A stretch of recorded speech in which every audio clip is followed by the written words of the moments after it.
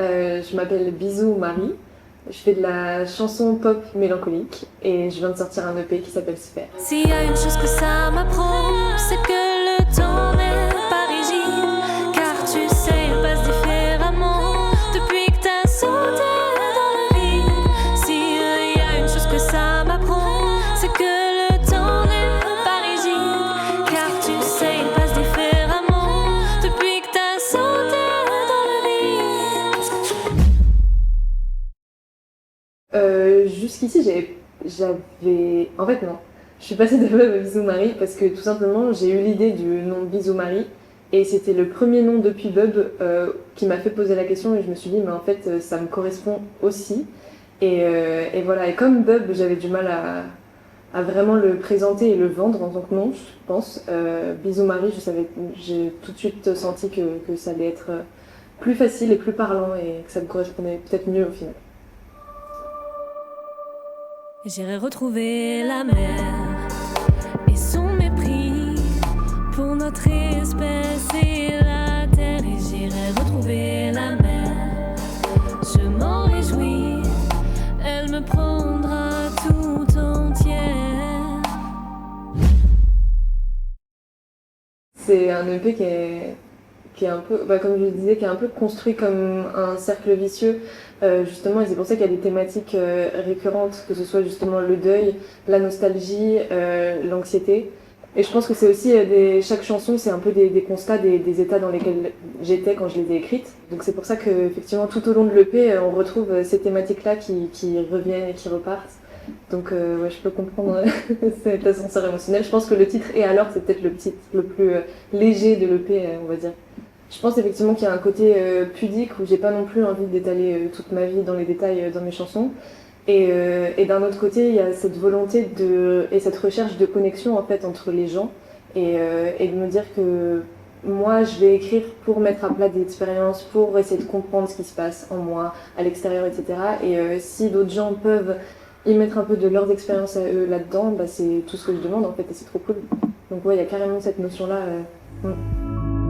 Je veux qu'on danse dans la cuisine et qu'on pleure dans les rues. Je veux que paraissent anodines les fois où l'on se croyait plus.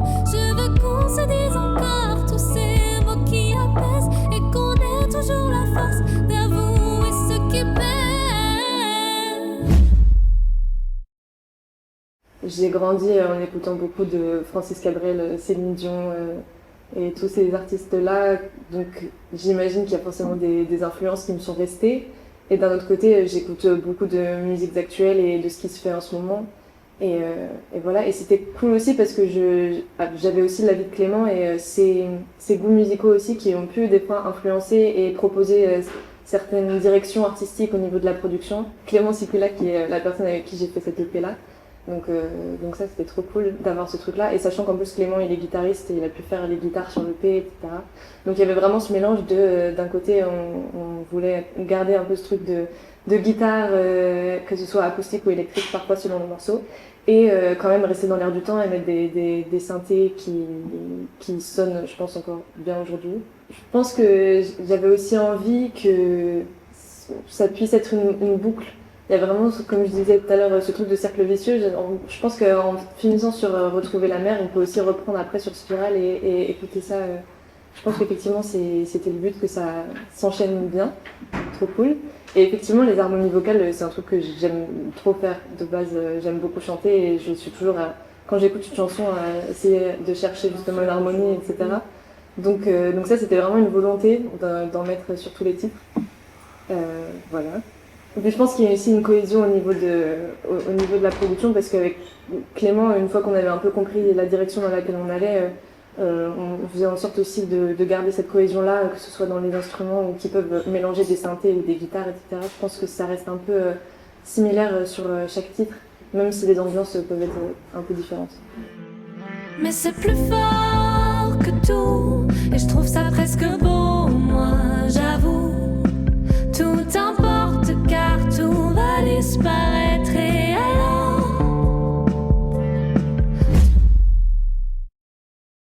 Ce côté un peu onirique, planant, c'est vrai qu'il me tient à cœur parce que c'est le genre de truc qui me touche moi personnellement. Donc j'espère que au fur et à mesure, quand on aura plus les moyens aussi d'investir dans le live, ce sera... on pourra vraiment développer un truc comme ça, effectivement, je trouve ça trop cool. Bah, d'ailleurs, je pense qu'avec Clément, qui lui est plus à l'aise, oui, il va m'aider à construire le live sur Ableton, de sorte à effectivement avoir ce truc-là plus immersif. Donc pour l'instant, on fait ça en groupe, donc clavier, guitare, batterie et chant. Et moi j'ai mon harmonizer aussi sur scène, histoire de mettre un peu plus de voix. Donc voilà. J'entretiens le bazar qui me retient. Si je suis quelqu'un à part, je le cache bien. Celle que j'étais n'en sera pas fière. Ah, si elle savait les doutes qui m'atterrent. Mais sa force et sa grâce, je m'en souviens. Et bah plein de concerts et de reconnaissance. L'argent, plein d'argent, oui, la richesse et le bonheur.